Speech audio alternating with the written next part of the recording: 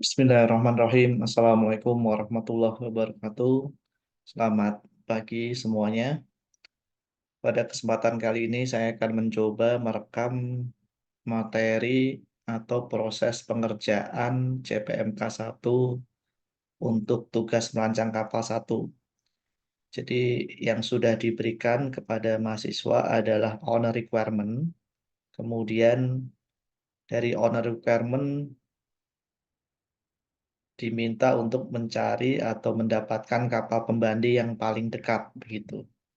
Nah, pada kesempatan kali ini saya akan merekam proses pengerjaan untuk kapal jenis car carrier dengan kapasitas 1.500 GT.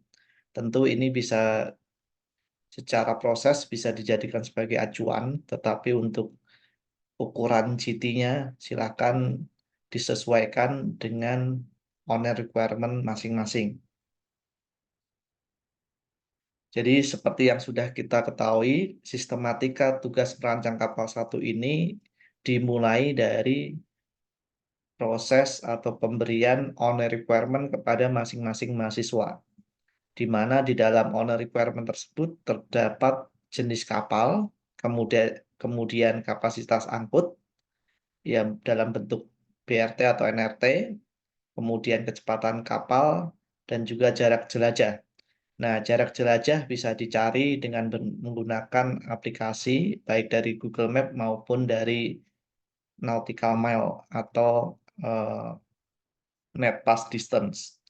Nah, kemudian dari owner requirement ini bergerak ke dalam penentuan metode perancangan. Nah, dalam hal ini kita menggunakan metode perbandingan, di mana kita perlu menentukan ukuran utama berdasarkan dari data kapal pembanding. Jadi hanya satu kapal pembanding. Kemudian dari hasil penentuan ukuran utama, kemudian kita perlu cek rasio dari masing-masing ukuran, apakah memenuhi rasio dimensi atau tidak. Kemudian float number, kapasitas, kemudian freeboard, initial stability, dan juga displacement. Sehingga pada tahap ini kita bisa menentukan atau menetapkan ukuran utama yang terdiri dari panjang, lebar, draft, kemudian koefisien bentuk CB, CP, CW, CM. Kemudian dari situ kita ke initial stability. Nah, setelah ukuran utama terbentuk, maka bisa dilanjutkan ke dalam lens plan, HSC, Bunsen curve, dan juga sketsa GE. Nah, ini adalah contoh owner requirement yang diberikan dengan jenis kapal car carrier, kemudian gross tonnage itu 1.500 GT, kemudian kecepatan 13,75 knot, kemudian radius pelayaran 2.000 sea miles. Radius pelayaran kita bisa gunakan aplikasi Google Distance ataupun NetPass Distance. Misalkan dari Tanjung Priuk ke Tanjung Perak, kita bisa gunakan radius pelayaran yang bisa digunakan itu berapa sea miles, itu bisa dicek di aplikasi-aplikasi yang ada. Nah, dari owner requirement ini, maka langkah yang pertama adalah kita mencari kapal pembanding yang paling dekat dengan kapasitas gross tonnage-nya. Nah, berikut ini adalah data kapal pembanding yang sudah dicari dari kelas NK atau Nippon Kaiji Kyokai dari Jepang. Nah, di mana kapal ini memiliki tipe kapal yang mirip, yaitu vehicle carrier. Jadi nama car carrier itu selain nama car carrier ada vehicle carrier atau vehicle ships. Kemudian kita ketahui gross tonnage-nya 1.573 ton, artinya hanya selisih 73.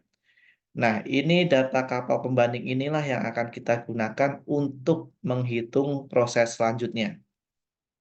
Jadi di dalam kapal pembanding dari NK itu sudah diketahui jenis kapal, nama kapal, kemudian LOA, LPP, kemudian draft, kemudian ketinggian, kemudian GT, kemudian speed, kemudian power atau mesin yang digunakan. Maka kita bisa menghitung panjang kapal, di mana panjang kapal itu lambda dikali LPP1, atau lambda kalau kita mau buka adalah GT kapal pembanding dibagi GT kapal rancangan akar 3 dikali LPP1.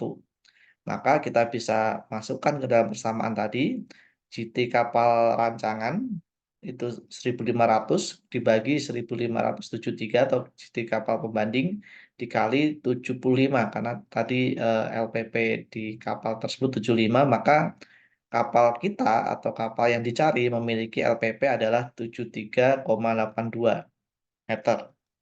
Kemudian LOA kita bisa menggunakan persamaan LPP dibagi 0,96 atau 75 dibagi 0,96 sama dengan 76,9. Kita ingat kembali bahwa LOA itu adalah panjang keseluruhan, di mana secara natural LOA itu lebih panjang daripada LPP.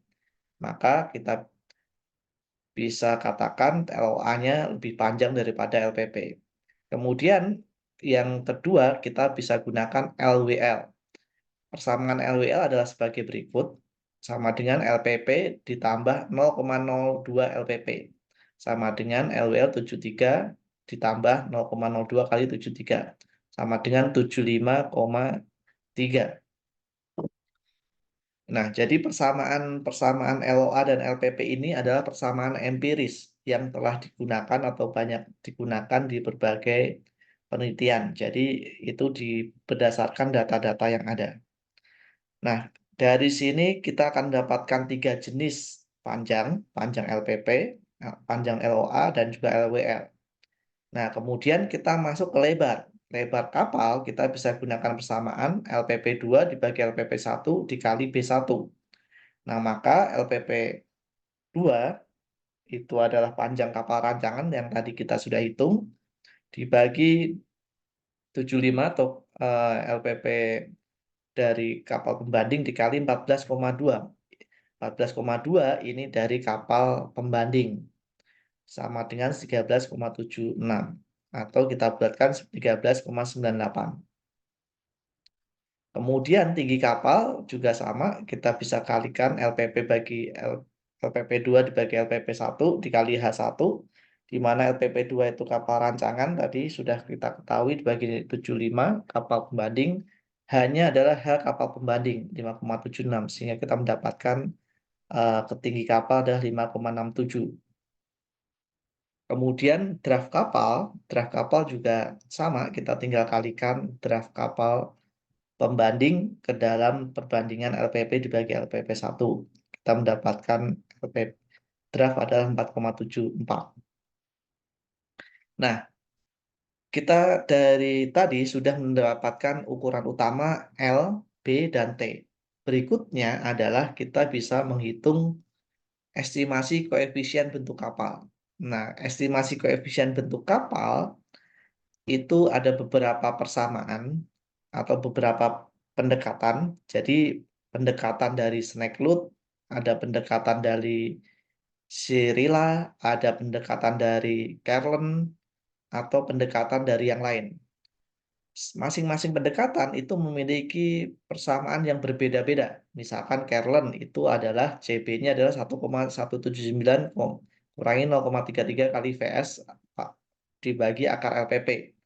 Nah, berbeda dengan Snelloot itu sama dengan 1,17 dikurangi 0,361 kali VS per LPP. Berbeda juga dengan Sirilla.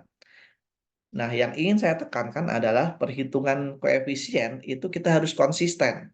Jadi koefisien itu kita ingat ada koefisien Bloch, koefisien prismatik, ada koefisien water plane, ada koefisien Whitship. Nah, ketika kita menggunakan koefisien pendekatan dari Kerlen, maka kita harus selalu menggunakan pendekatan dari Kerlen untuk berikutnya. Nah, jadi di sini contohnya pada CB ini, pada kapal carrier ini membutuhkan ruang muat yang besar. Dari ketiga persamaan ini, CB yang paling besar itu didapatkan oleh Kerlen. Maka kita menggunakan CB dari Kerlen atau persamaan KB dari Kerlen. Nah, untuk berikutnya, koefisien midship, maka seterusnya kita gunakan persamaan dari Kerlen juga. CM sama dengan 0,08 kali CB plus 0,093. Nah, ini adalah punya si Carlin. Kemudian CP itu adalah CB per CM, maka punya Carlin juga ini juga kita bisa hitung. CB-nya tadi sudah diketahui, CM-nya kita ketahui, maka ini nilainya. Kemudian CW juga sama. CW itu adalah 1 plus 2 CB dibagi 3. Kemudian ini tadi sudah sama pendekatan juga, persamaan CB untuk Carlin, Sirilla, dan Snaglood. Nah, yang menjadi pertanyaan adalah dari mana persamaan-persamaan ini? Jadi silahkan mahasiswa menggunakan buku yang ditulis oleh almarhum Bapak Markus Albert Talahatu. Nah, di situ lengkap persamaan-persamaan pendekatan yang digunakan untuk perhitungan koefisien, baik koefisien Bloch, koefisien Schmatic, koefisien Waterplan maupun Midship. Nah, sehingga dari kapal pembanding kita bisa menghitung displacement kapal. Nah, displacement kapal berarti kita bisa gunakan persamaan L dikali B kali T kali CP kali gamma air kali faktor berat baja kapal. Nah, maka L itu adalah LWL2 tadi yang dihitung dari kapal pembanding, B-nya itu B2 dari kapal pembanding, T-nya itu T rancangan. Jadi LWL-nya adalah LWL kapal kita atau kapal rancangan yang dihitung dari kapal pembanding, B-nya adalah B kapal rancangan yang dihitung dari kapal pembanding, dan T itu adalah draft kapal rancangan yang dihitung dari kapal pembanding. Jadi kita bisa hitung 73 kali 13 kali 4, CB-nya ada CB-nya Carlin tadi dikali 1,03 ini konstanta, maka kita mendapatkan displacement kapal rancangan kita itu adalah 3273,85 ton. Nah, displacement awal ini kita perlu koreksi. Nah, koreksinya apa saja? Yaitu nanti koreksinya ada macam-macam. Tapi sebelum ke koreksi, saya lanjutkan terlebih dahulu adalah setelah mendapatkan displacement, kita bisa menghitung BHP rancangan. BHP itu adalah brake horsepower atau daya mesin, kebutuhan daya mesin awal. Kenapa kita perlu menghitung kebutuhan daya mesin awal? Karena ini berkaitan dengan berat mesin kapal. Nah, perhitungan BHP itu kita bisa dari kapal rancangan dibanding dengan kapal pembanding. Jadi GRT2 dibagi GRT1 pangkat 2/3 dikali V2 kecepatan kapal rancangan dibagi V1 kecepatan kapal pembanding dikali BHP1 atau BHP kapal pembanding. Nah, maka kita bisa dapatkan GRT yang tadi diminta adalah 1500 dibagi 1573 dari kapal pembanding, kemudian kecepatannya mirip, jadi V2 itu 13,75, V1-nya 13,7 knot, kemudian BHP-nya itu diketahui BHP-nya 2761. Tadi di dalam kelas NK ada BHP-nya. Nah, BHP mungkin tidak langsung tertera pada klasifikasi, tetapi mungkin di situ disebutkan adanya nilai KW. KW itu adalah kilowatt, di sini diketahui 2059. Kita kali 1,341 menjadi 2761 atau 2761 HP. Nah, maka kita dapatkan BHP kapal rancangan kita adalah 2704 HP. Sehingga mesin utama yang digunakan untuk kapal rancangan adalah 27 2676 dibagi 13,1. Ini adalah konverter antara KW ke HP, sehingga BHP mesin utama rancangan untuk sementara adalah 2016 HP. Nah, kemudian dari dimensi utama perlu dikoreksi atau kita perlu cek rasio tersebut apakah memenuhi koreksi ukuran utama pada masing-masing jenis kapal. Nah, jadi nanti silahkan dilihat untuk koreksi ukuran utama ini berbeda-beda tergantung dengan jenis kapal. Jadi kebetulan di sini jenis kapalnya adalah car carrier, itu rasio yang digunakan adalah rasio kapal general cargo. Jadi di dalam buku prinsip merancang kapal itu terdapat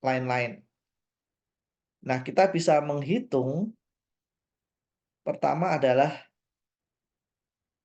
W still. Nah, W still itu dihitung menggunakan persamaan yang bawah ini. W still itu adalah WS CB 0,8 sama dengan 0,7 dikali 1 plus 0,5 CB min 0,7. Nah, WS-nya itu adalah K dikali E pangkat 136. K-nya itu adalah konstanta 0,039. E-nya itu didapatkan dari proyeksi atau perkiraan atau dari gambar kapal pembanding bangunan atas dan juga forecastle. Jadi misalkan kita dapatkan kapal pembanding, kita cari fotonya, kemudian kita ukur berapa sih panjang bangunan atasnya, berapa sih lebar bangunan atasnya, berapa tinggi bangunan atasnya, sehingga akumulasi ini antara bangunan atas dan forecastle, kita akan mendapatkan nilai E, di mana E itu adalah LPP kali B plus T ditambah 0,85 LPP H-T ditambah 0,85 bangunan atas plus forecastle. Bangunan atas plus forecastle itu adalah L dikali H atau panjang bangunan atas, bukan panjang kapal, tapi panjang bangunan atas dikali ketinggiannya berapa dari kapal pembanding ditambah forecastle untuk panjang forecastle dan juga ketinggian bangunan atas atau forecastle-nya. Nah, jadi angka 60 dan 7 ini didapatkan dari kapal pembanding, diperkirakan. Jadi diestimasi berapa sih bangunan atas yang akan digunakan, forecast-nya juga gitu. Sehingga kita masuk ke dalam persamaan ini, maka dapatkan E-nya adalah luasannya seperti ini. Nah, sehingga kita bisa masuk E-nya kita masukkan ke sini dikali K konstanta mendapatkan WSA itu 11,59 ton. Nah, kemudian CB plus 1 dan seterusnya itu kita tinggal masukkan itu kurang lebih 0,7. Maka di sini 1 plus 0,5 dan seterusnya dia dapatkan 11,6 ton. Kemudian W equipment atau auxiliary engine. Jadi W equipment itu terdiri dari W1 plus W2 plus W3. W1 itu mesin utama, W2 itu adalah shaft dan juga propeller. W3 itu adalah auxiliary engine atau genset. Nah, W1 itu adalah W mesin. W mesin itu dihitung dari BHP tadi, BHP yang kita hitung. Di mana W mesin itu adalah eh,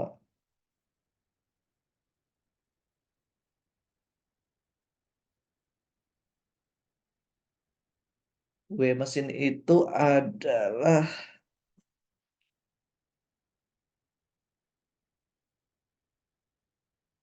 MCR 0,59 dikali MCR pangkat 7.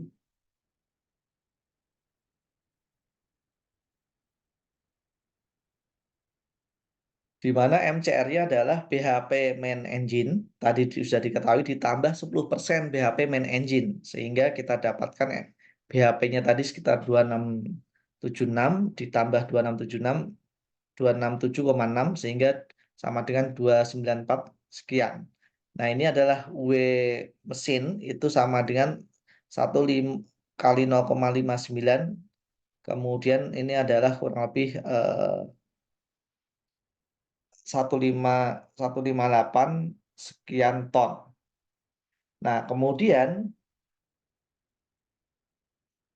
ditambah WME, W main engine itu 9,38 dikali BHP dibagi RPM di pangkat 0,8. Nah, ini mendapatkan 71 ton. Nah, ini ditambahkan faktor koreksi itu menjadi 186 ditambah 89.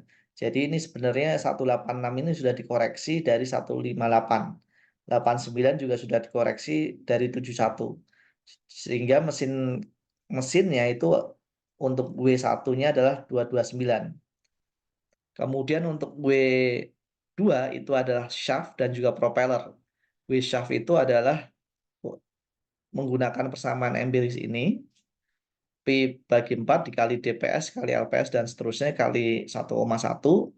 DPS kita bisa cari faktor konstanta akar pangkat 3 BHPME dan seterusnya, sehingga kita bisa masukkan ke dalam persamaan akhirnya, kita mendapatkan W shaft-nya itu adalah 0,4 ton.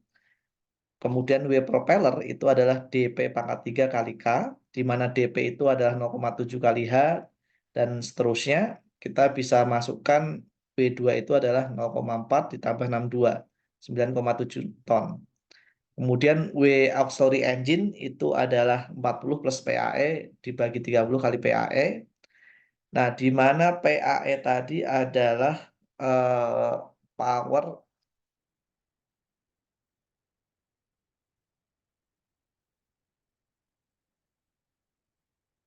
putaran dari auxiliary engine ya. Nah, untuk auxiliary engine pada umumnya kita estimasi awal atau kita estimasi awal berapa mesin yang kita gunakan atau berapa genset yang daya genset yang digunakan. Jadi di sini digunakan 300 dan juga serat sama-sama 300 sih harusnya ini. Nah, jadi untuk WAE atau W auxiliary engine didapatkan 15 ton ya. Ada dua, jadi satu itu adalah utama, satu lagi itu emergency. Nah, maka kita akan mendapatkan W1 itu mesin, W2 itu poros, W3 itu adalah auxiliary engine. Totalnya adalah itu W equipment-nya adalah 320 ton. Nah, berikutnya itu adalah berat outfitting dan akomodasi. Nah, berat outfitting itu kita bisa menghitung dari konstanta K dikali L pangkat 1/3 kali B pangkat 0,8 kali H pangkat 0,3. Ini kurang lebih didapatkan estimasi ini 24 ton. Kemudian berat lain-lain itu tergantung dari BHP-nya. Jadi K dikali BHPME atau K-nya itu adalah konstantanya itu 50, kemudian dikali 270, kurang lebih 100 ton. Nah, kemudian kita bisa totalkan tadi, jadi berat baja, kemudian berat mesin, berat lain-lain, dan juga ini berat lain-lain, dan juga ini berat outfitting tadi, ini berat mesin, maka totalnya 1772. Nah, maka kita bisa koreksi displacement sementara kurangin GRT, itu 3274 kurangi 1500, ini GRT ya, GRT rancangan itu 1500 ton. Jadi LWT-nya itu adalah 1774. Nah, di sini GRT ini 1500 ini diketahui dari owner requirement tadi ya. GRT-nya itu dibutuhkan 1500. Nah, maka displacement-nya 3274 kurangi 15.000 ton 1774. Nah, ini adalah LWT1, kemudian dari breakdown tadi ada LWT2. Maka koreksi LWT adalah LWT1 kurangi LWT2 dibagi LWT1 kali 100%. Maka didapatkan 1774 dikurangi 177, ini harus 772 ya. Ini sudah dikoreksi dibagi 1774. Maka nilainya 0,008 atau di bawah 0,5%. Jadi batasnya itu sebenarnya adalah 1% untuk LWT. Ini kurang lebih 0,5%. Jadi masih memenuhi. Nah, kemudian masuk ke DWT. Nah, DWT itu terdiri dari payload, consumable, crew, dan juga luggage. Nah, payload itu adalah ruangan yang menghasilkan uang, di mana payload itu umumnya adalah tempat atau besarnya volume yang diinginkan oleh owner. Nah, dalam hal ini, karena ini jenis kapalnya adalah car carrier, berarti payloadnya adalah dalam bentuk berapa sih jumlah mobil yang harus atau yang bisa diangkut oleh kapal ini. Makanya perhitungan payload itu terakhir, atau kita bisa konversikan nantinya gitu. Nah, dari DWT itu sama dengan payload atau ruangan yang bisa menghasilkan uang atau volume yang bisa menghasilkan uang, ditambah consumable, ditambah kru, tambah luggage. Consumable itu terdiri dari berat bahan bakar, di mana berat bahan bakar terdiri dari main engine dan juga auxiliary engine, berat lubrikan, berat fresh water, berat provision. Provision itu ya yang lain, misalkan minyak, pelumas, dan seterusnya gitu ya. Kemudian mungkin cairan yang lain. Kemudian kru itu bisa mengacu pada standar SOLAS dan juga STCW. Jadi jumlah kru itu kita bisa cari dari standar SOLAS ataupun STCW untuk masing-masing kapal. Kemudian luggage itu berat berat bawaan ya. Jadi di sini sudah dihitung 18 kru dikali 75 kilogram per orang kurang lebih 1 ton. Luggage-nya 18 orang kali 60 kilogram per orang sekitar 1,8 ton. Nah, WFO berarti kita bisa menggunakan persamaan BHP plus BME plus BHP auxiliary engine dikali BAE dikali CR kali VS kali 10 min 6 kali K. Persamaan lengkapnya bisa dicek di buku prinsip merancang kapal, kita bisa masukkan. Di sini fuel oil didapatkan 11,3 ton, lubrikan itu 3% dari WFO, itu kurang lebih 3,4 ton, fresh water itu kurang lebih dari N, jumlah orang dikali 6 hari, dikali per hari itu kurang lebih 220 kilogram per orang per hari. Sehingga fresh water-nya itu adalah 23,76 ton. Nah, W provision itu ya kurang lebih kita bisa cadangkan 5 kilogram per orang per hari. Nah, 18 ABK itu minimal ada kapten, kemudian ada chief officer, kemudian ada second officer, third officer, radio officer, boatswain, ABK, engine department, itu ada chief engineer, second engineer, third engineer, electrician, catering, cooking, dan juga asisten cooking. Dan ini adalah minimal untuk setiap kapal kargo ya, general kargo. Jadi biasanya lebih dari itu gitu. Nah, sehingga kita bisa hitung payload sama dengan DWT rancangan dikurangi consumable plus kru plus luggage. Sehingga DWT rancangan yang diminta itu adalah 15.000, 1.500 dikurangi 15 ditambah 1,3 kurangi tambah 1,0 13 13,56 ton. Nah, kalau kita asumsikan tadi, maka setelah dikurangi semuanya, misalkan satu ruangan itu atau untuk ukuran mobil itu membutuhkan 11,89 metrik kubik, maka kita bisa hitung berapa sih payload dibagi total mobil. Nah, kurang lebih ada 119 mobil. Nah, maka DWT1 itu displacement itu 15,05 tadi, DWT2 15.000 ton. Nah, maka kita bisa faktor koreksi ini 0,19%, ini di bawah 1%, ini masih memenuhi. Nah, jadi ini perbandingannya adalah DWT1 itu adalah tadi kan displacement sementara dikurangi LWT, di mana LWT tadi sudah dihitung segala macam, jadi 327 kurangi 17 itu 15,02. DWT2 itu adalah DWT yang diinginkan owner.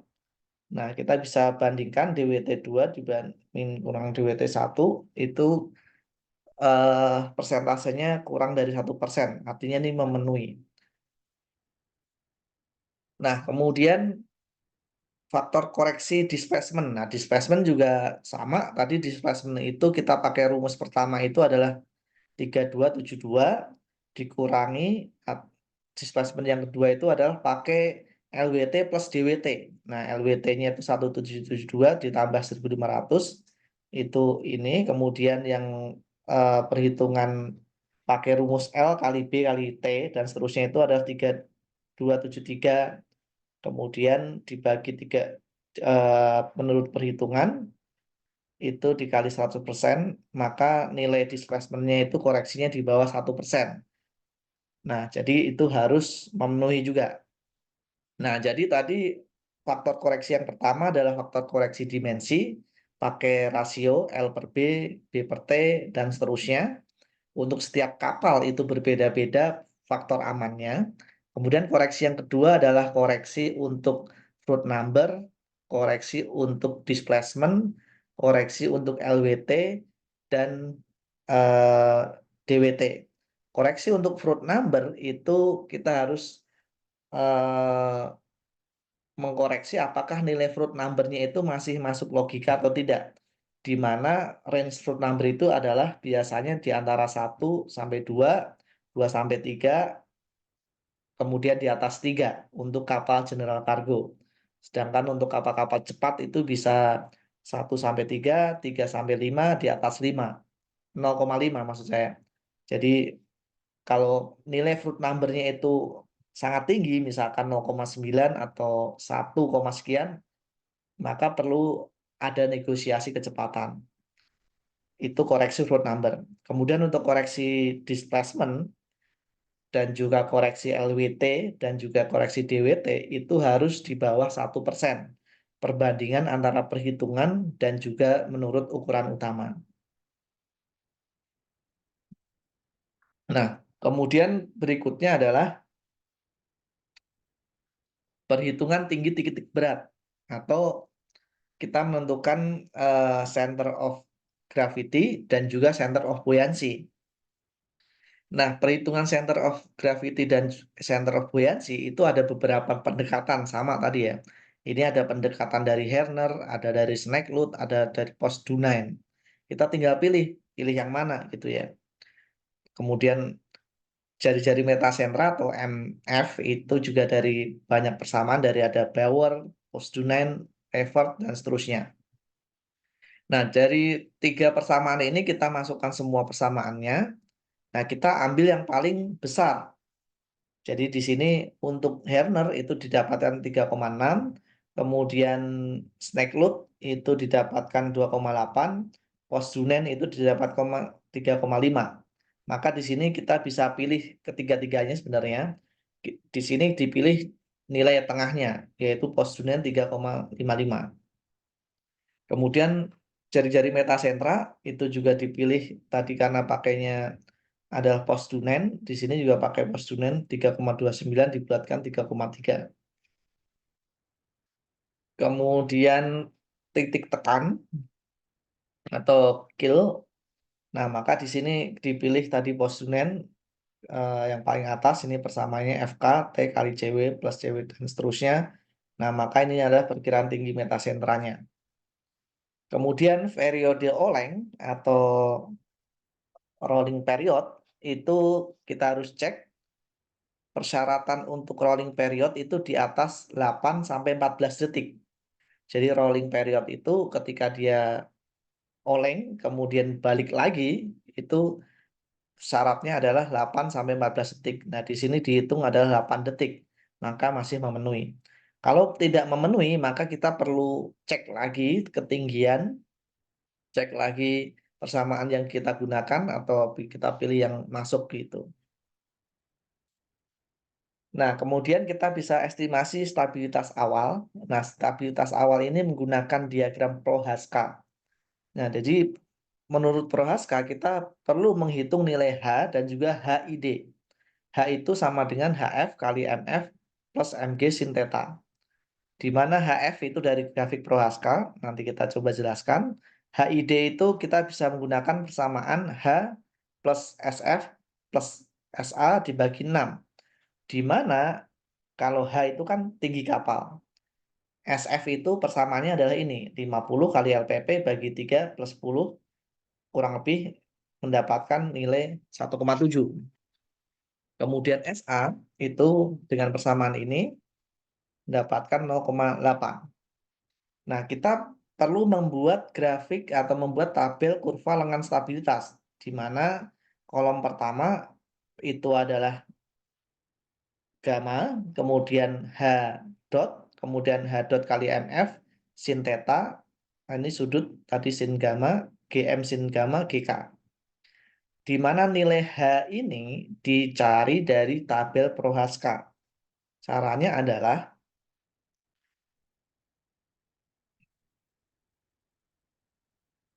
ini adalah sudut gamma tadi. Sudutnya ada sudut 15, sudut 30, 45, 60, 75, dan 90. Ini sebelah atau sumbu X itu adalah T per B. T itu adalah graf, B itu adalah lebar. Nah, ini adalah perbandingan T per B. Kemudian sumbu Y itu adalah HID per B. HID itu tadi dihitung dengan cara H ditambah SA ditambah SF dibagi 6. Nah, maka perpotongan dari kedua titik tersebut kita akan mendapatkan nilai H dot atau H bintang untuk masing-masing sudut. Jadi misalkan diketahui nilai H T per B-nya adalah 0,3 untuk sudut 45. Misalkan di sini. Ini adalah T per B. Kemudian nilai HID-nya, HID per B itu didapatkan 0,6. Nah, maka di sini kita bisa lihat ini grafik HI bintangnya. HI bintangnya itu yang berpotongan adalah yang ini, 0,05.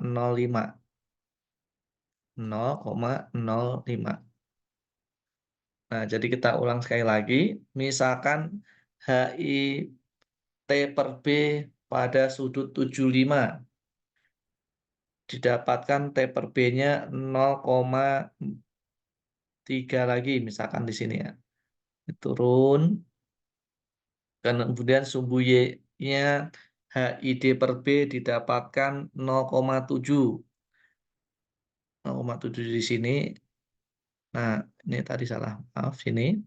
Nah, maka HID bintangnya ini kurang lebih ini adalah 0, sekian. Nah, ini perlu di zoom atau sudah minus. Nah, jadi perpotongan inilah yang kita gunakan sebagai eh, perhitungan H bintang gitu, yang kita masukkan ke dalam tabel Prohaska.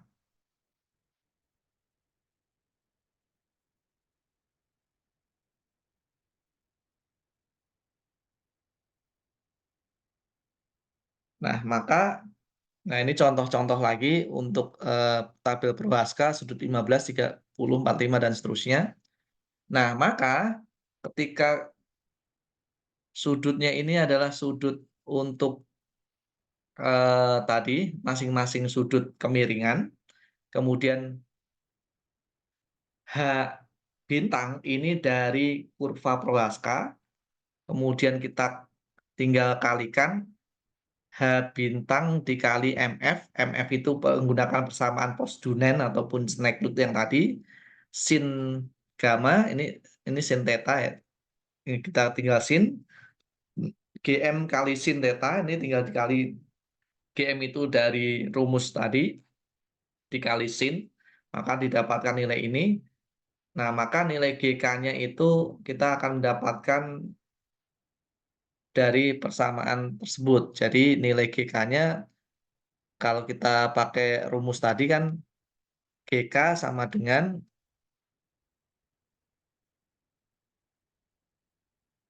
ini GK sama dengan MK min MG tadi.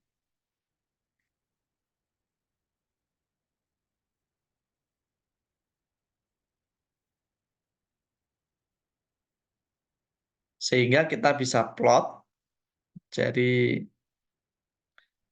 ini derajat kemiringan. Kemudian ini adalah HID per B. GK-nya berapa? Ini jadi sudut sekian, 5,78, dan seterusnya. Sehingga nilai GK ini akan membuat grafik ini. Jadi ini grafik ini akan menjadi grafik ini.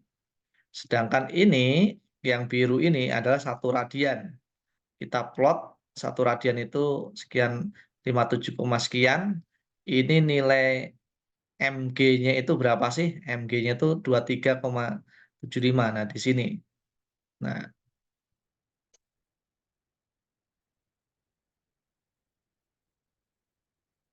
Nah, kita perlu ingat bahwa nilai mg itu harus selalu positif, kemudian nilai metasentra itu eh,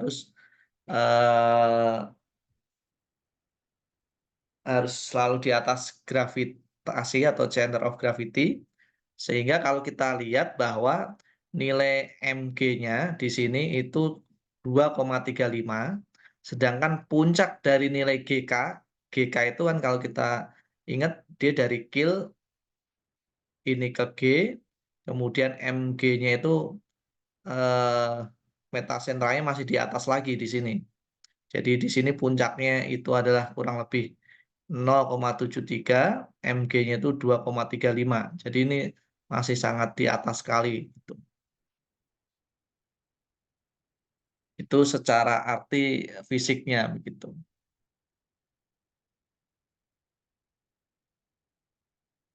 Oke, sehingga kita perlu cek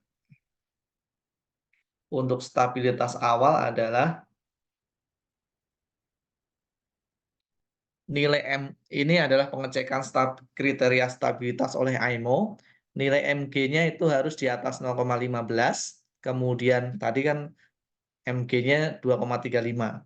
Kemudian H pada 30, sudut 30 itu kurang lebih di sini, itu harus 0,2. Tadi ini sudah 0,5 ke atas. Kemudian sudut 30 delta H itu 0,39. Ini delta H ya. Ini eh, didapatkan 0,39. Delta H40 itu 0,42. Ini 0,9. 30 minus 40 0,03 ini sama, jadi masih oke. Rolling period 8 sampai 14 ini didapatkan di 9,54. Nah, jadi itu eh, secara definisi ya. Jadi silahkan perhatikan atau bisa ikuti petunjuk dari prinsip merancang kapal FTUI dan juga referensi yang lain. Nah, sebagai output untuk CPMK 1 itu selain perhitungan tadi adalah kapal pembanding. Jadi saya sarankan kalian sudah mulai menghitung. Jadi ini saya tambahkan ke dalam materi.